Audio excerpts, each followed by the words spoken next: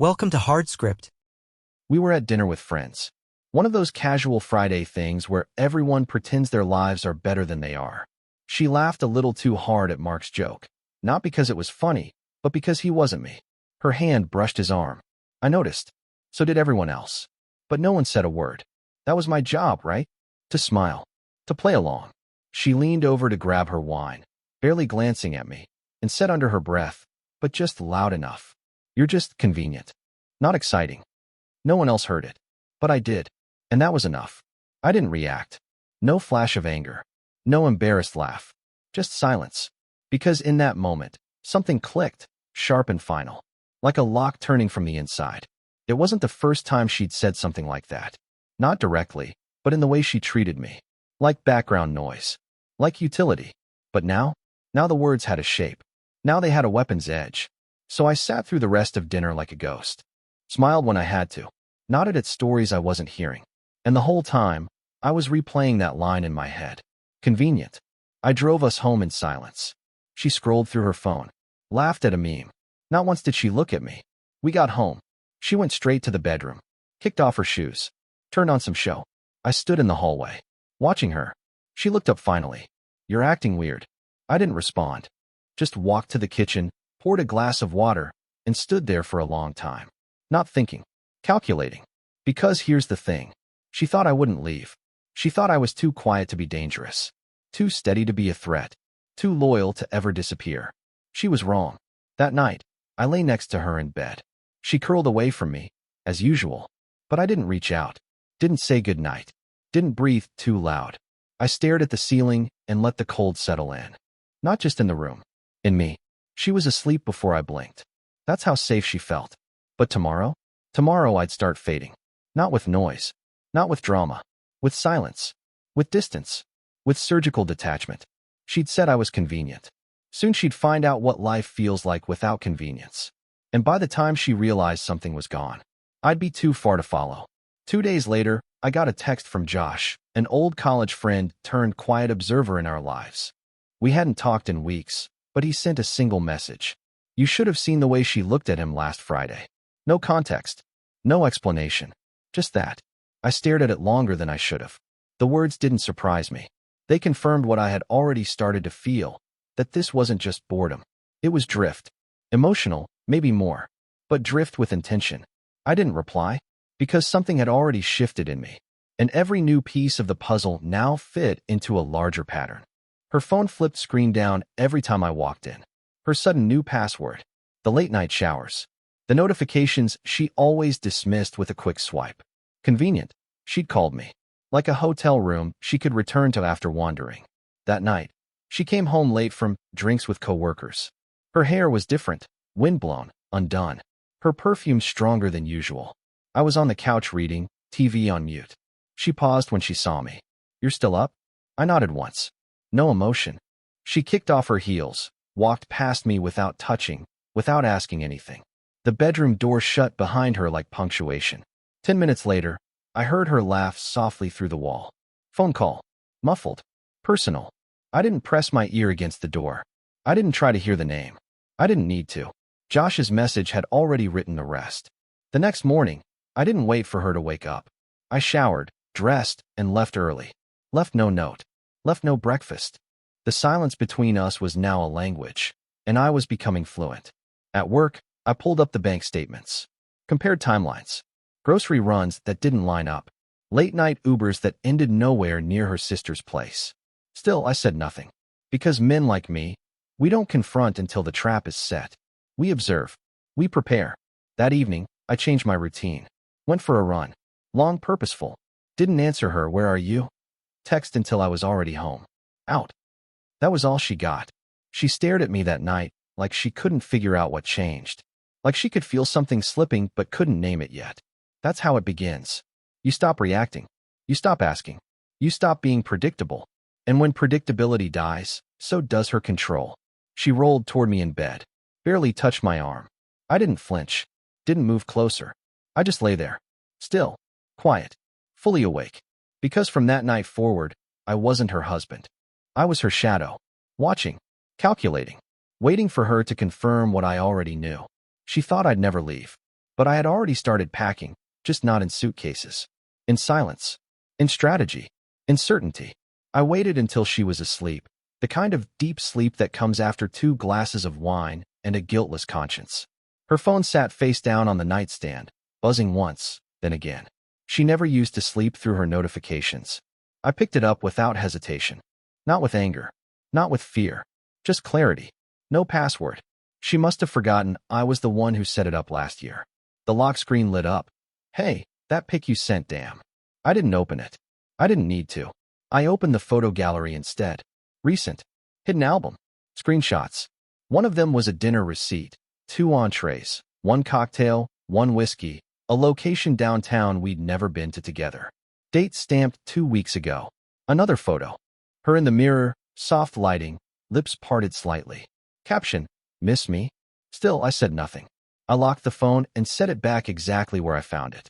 She stirred, turned over, muttered something about work. I watched her for a moment. The shape of someone I used to love, now unfamiliar. The next day, I called the bank. No confrontation. Just quiet requests. Separate statements. Deactivate secondary card. Change mailing address for notifications. They didn't ask questions. I didn't explain. That weekend, she asked if I wanted to go see her parents.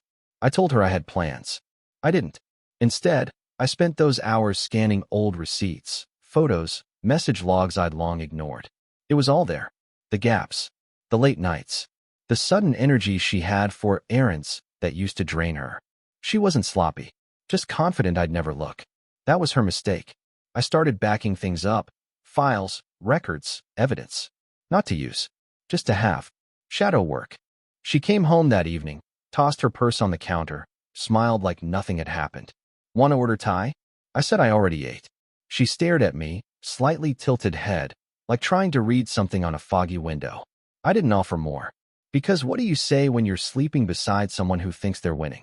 Nothing. You let them feel the comfort. Let them think the silence is acceptance. That the stillness is surrender. I spent that night in the guest room. She didn't ask why. The next morning, she said nothing. No questions. No protest. She just poured her coffee and scrolled her phone like the absence of conversation was routine. Maybe for her it was. But for me, it was momentum. Each day, I pulled away a fraction more. Each hour, she lost access. Not to my phone, not to my money, to me. And the irony? She hadn't noticed she was losing yet. But I had. I was tracking every inch she gave away. Not to punish. To prepare. It started with a Friday. She texted me around 5. Dinner tonight. I didn't respond. Instead, I took the long way home. Drove out past the city limits. Parked near the cliffs where the signal cuts out and sat in silence. No music. No calls. Just the sound of my breath and the steady hum of distance growing between us. When I returned 3 hours later, the house was quiet. No lights on. Her car still in the driveway. She was in the kitchen, barefoot, scrolling her phone. When I walked in, she glanced up like I was a stranger arriving late. You didn't answer, she said flatly. I nodded. Took off my jacket. Hung it up. She waited for more. None came. That night, I turned off my phone before bed. Something I'd never done in 8 years. She noticed. Her eyes flicked toward it on the dresser, then back to me. Everything okay? She asked. Everything's fine, I said. And that was it. The next morning, I was gone before she woke. Took my gym bag, but didn't go to the gym. I drove to a quiet co-working space downtown, signed up for a weekend pass, and sat with my laptop open, pretending to work. What I was really doing was moving pieces, rerouting automatic payments, redirecting mail, setting up a P.O. box, a shadow version of my life, building quietly beside the one she thought I still lived in. She called me around noon, then again at 3, left a message around 5. Nothing urgent. Just her voice laced with a question she didn't know how to ask. That night, I didn't come home. Checked into a cheap hotel, clean, quiet, anonymous. Didn't even turn on the TV. I just lay there in bed, phone off, the city buzzing outside, and for the first time in months, I felt weightless. She texted again around midnight. Where are you? Call me. Seriously, this isn't funny. I didn't respond. Because it wasn't about being funny. It was about reminding her that I wasn't on a leash. That my presence wasn't guaranteed. She had built her comfort on the assumption that I'd always be available. That no matter how cold she became, I'd still orbit around her warmth, or the memory of it. But I had shifted. Quietly. Fully. The next morning, I returned like nothing happened. Showered. Changed clothes. Made coffee. She stood in the doorway watching me like she'd missed a chapter. You just disappeared. I stirred my coffee. I needed space. She waited. Expected more.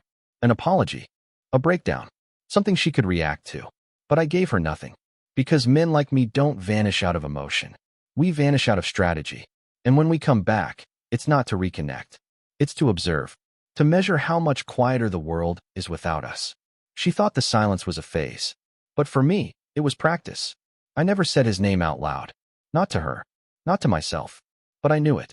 Found it buried in the metadata of a photo she thought she had deleted. A reflection in the window behind her. One man. One mistake. His name was Drew. Finance consultant. Drives a Tesla. Divorced once.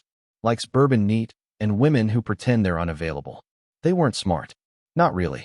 Just careful enough to think no one was watching. But I wasn't watching. I was recording. A week after the first disappearance, I started digging. Business filings. Side ventures. One LLC led to another. A trail of money just visible enough for someone who knew where to look. He'd been consulting for a startup that ran a little too close to fraud. Not criminal. Not yet. But enough to make his firm nervous if someone made the right call. I didn't blackmail him. I didn't threaten. I just slipped the file into the right inbox. An anonymous tip. Subject line. Might want to look into your boy. No return address. No fingerprints. By the following Thursday, his name disappeared from their website. I saw it in real time, one refresh, and he was gone. She noticed. I saw it in the tension behind her eyes that night when she got home. The way she checked her phone more than usual. The way she looked through me like trying to decode what I knew. I didn't blink. Because here's the thing about men like Drew. They gamble on women who won't cost them anything. But she had already cost me too much. So I made her expensive. Not to destroy him. I didn't care enough. But I wanted her to feel it. The shift in air, the weight of consequence. Not from my voice. From the silence that followed. She paced the kitchen that night, half-heartedly making dinner, glancing toward the hallway every few minutes like she expected a knock or a call or a breakdown that never came. Nothing did. Because I wasn't reacting. I was repositioning. She tried small talk over pasta. I let her speak. Nodded once or twice. Didn't add anything. She said she might need help with her car insurance. I said, that's not my lane anymore. Simple. Clean. That night, she didn't come to bed until after I was asleep. Or pretending to be. She was unraveling now, not from confrontation, but from the absence of one. Because silence makes people nervous. It fills the space where excuses used to live. And every time she looked at me now, I knew what she was really asking. What do you know? But I never answered. Because some truths are louder when they're never spoken. And some moves only land when she doesn't see your hand until it's already played. She always thrived in company. Knew how to control a room, steer a conversation, laugh just loud enough to draw eyes without making it seem forced. She built her social circle like a fortress, curated dinners, double dates, book clubs she never read for. They didn't see her flaws, only the version she projected. Smart, composed, loyal. I never tried to ruin that image. I just let it wear itself out. It started subtly. I pulled back from the couples we used to meet with. Declined group dinners. Skipped the Saturday brunches. When they asked, she told them I was just tired lately. When they asked me, I said, just needed space to breathe. I wasn't rude. I was quiet. Controlled. Focused. Then came her friend Melanie's birthday. A big night. Wine bar, 20 people, all our usuals. I showed up late. Alone. She was already there, holding court, laughing in that way that's just a little too loud when she wants to be seen. She spotted me across the room, surprised. I nodded, walked to the bar, ordered neat whiskey, and didn't join her table. Instead, I sat with her coworkers, people she rarely mentioned. I kept the conversation light, let them do the talking. Turns out, Emily had been venting to them. Long hours. Cold husband. Growing distance. What she didn't know is that one of them, a guy named Troy, liked to overshare when he drank. And that night, he did. He leaned in halfway through his second cocktail and said, honestly, man, I think she's going through something. She's been acting different. We all thought you two were solid. But lately, it's like she's trying too hard. You know? I smiled. Took a sip. Said nothing. At the end of the night, she approached me near the coat check. Her voice dropped low. Why'd you sit with them? They were more honest, I said. Then I left. The next week, she started getting calls from mutual friends. Nothing dramatic. Just space. Cancellations. Delayed plans. People weren't accusing. They were distancing. Not from gossip, but from discomfort. She started noticing. The second shift came at her job. A quiet rumor made its way through HR. A client had mentioned seeing her having dinner with a man, not me. It wasn't reported, just noted. She came home that night restless, phone in hand, pacing like the walls were closing in. She asked if I said something to anyone. I shook my head. I haven't spoken. At all. Because that was the point. I didn't burn her world. I let it dim, slowly, until even she couldn't pretend it was lit. Because the worst kind of isolation isn't being abandoned. It's being quietly excluded by people who once believed in you. By the second weekend, the silence wasn't just between us, it was in everything around her. Group chats slowed. Brunches got canceled. Even her sister, who used to call every other day, started letting her texts sit unread for hours. She felt it. Not because anyone confronted her, but because no one did. The house got quieter. Not peaceful, just hollow. She'd walk into a room, then walk right back out. Turn on the TV, then mute it 5 minutes later. Sit at the kitchen table with her laptop open, doing nothing. I still moved the same. Wake. Gym. Coffee. Office. Garage. Sleep. We were in the same space, but no longer in the same rhythm. And that was the point. I didn't need to disappear physically. I just had to exit emotionally. And she was finally starting to realize the difference. Monday night, she stood in the doorway of the den while I read. No words. Just her watching me, like waiting for permission to speak. I didn't look up. I didn't need to. That moment said everything. Because when someone who once had all your attention now has none, it's louder than shouting. She tried gestures. Cooking dinner. Leaving my favorite whiskey on the table. Folding my laundry. I thanked her. Nothing more. She wasn't used to effort being noticed, but not rewarded. She brought up a weekend getaway. I said I already had plans. Which was true. I'd booked a solo hiking trip. Something I hadn't done since before we met.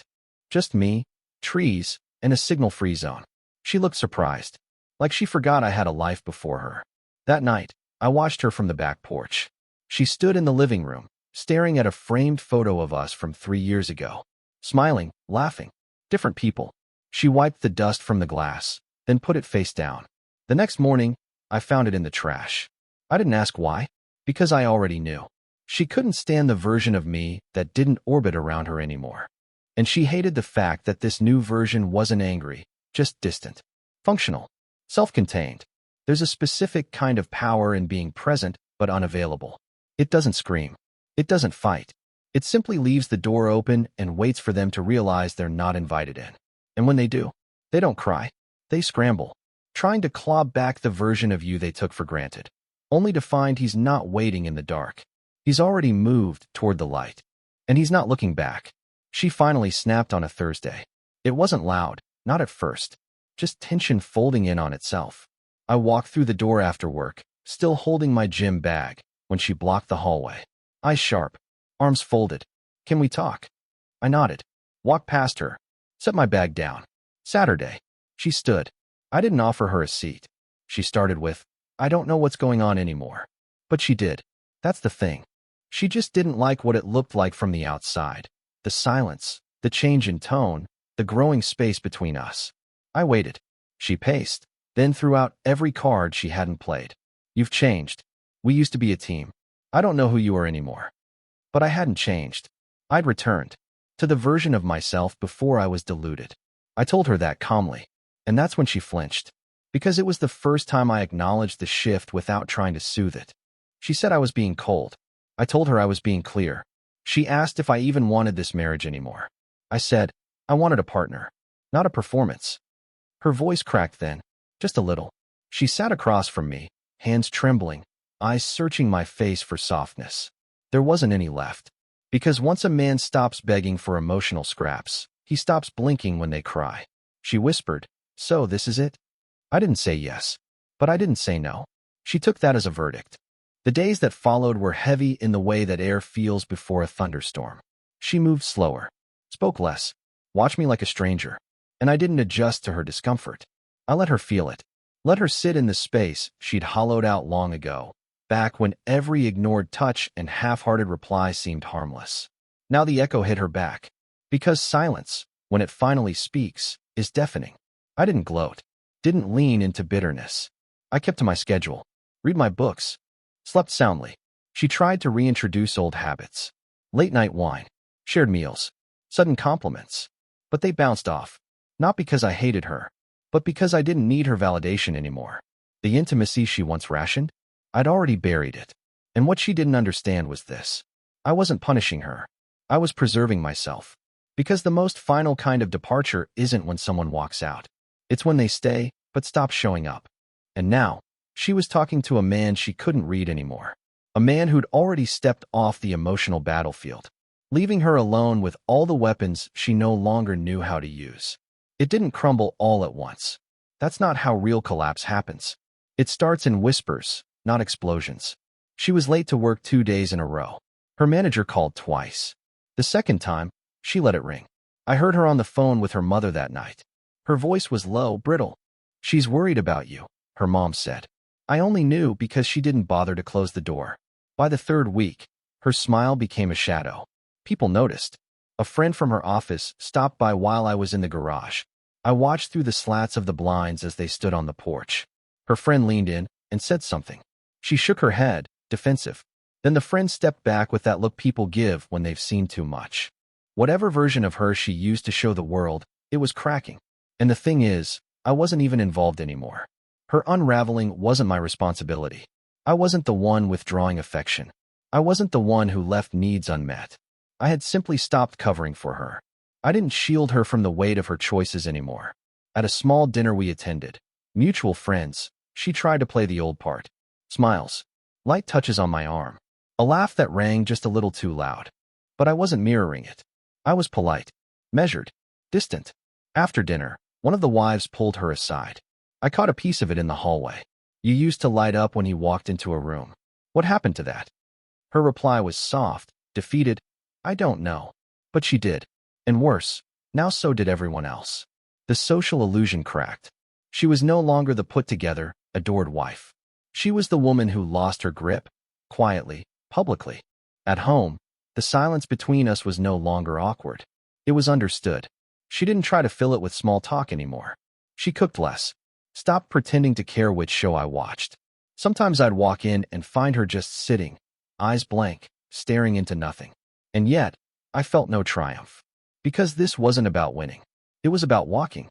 Away from the version of myself that begged. Away from the man who offered softness to someone who met it with stone. Now, I carried my peace like armor. Her collapse was visible. But it wasn't loud. That's what made it real. The performance had stopped. The audience had left. And all that remained was the woman in the mirror, and the echo of the man she thought would always be there. I didn't pack loudly. No zippers yanked. No drawers slammed. I moved through the room like someone folding up a chapter. Quiet. Exact. Nothing dramatic. Just the essentials. Just the things that were mine. She was upstairs when I started. I didn't care if she noticed. I left the keys on the counter. The ones to the garage, the second car, the mailbox. Everything else was already shifted. Utilities transferred. Subscriptions canceled. The bank account split. Quietly. Legally. Without announcement. I didn't know an explanation for reclaiming what was mine. The apartment I signed the lease for was small, efficient. Not a new life, just a clean one. No pictures on the wall. No shared towels. No echo of her perfume in the sheets. I moved in the night before I told her. And even then, I didn't use words to explain myself. Just a single note. Folded on the edge of the bed we used to share. I didn't disappear. I just stopped showing up where I wasn't wanted. That was it. No signature. No plea for understanding. When she found it, I was already gone. I imagined she stared at it, waiting for the punchline. There wasn't one. Because silence was the message. My exit wasn't about hurting her. It was about honoring myself. She called once. I let it ring. She texted a week later, something vague, nostalgic. I didn't reply. What do you say to someone who only noticed your value when it was no longer available? I wasn't angry. That was the surprising part. I didn't carry resentment. Just clarity. Because once you've been ignored enough, the silence becomes comfortable. You stop seeking warmth from someone who made cold feel normal. And when the door finally closes, you don't miss the echo behind it. People ask me if I'd ever take her back. I tell them the truth. You don't revisit places that taught you to forget yourself. Now, I wake up without weight on my chest. I move through my days without second-guessing whether I'm enough. There's peace in knowing you no longer live where love had to be begged for. There's freedom in becoming the version of yourself that never needed to ask twice. She stayed in the same house, same routine, same mirror. But now, when she looks into it, she sees absence. Not because I vanished, but because I finally chose not to stay. And in that silence, her own decisions speak louder than anything I ever could have said. Support the channel by liking, commenting, and subscribing. I promise even more interesting stories.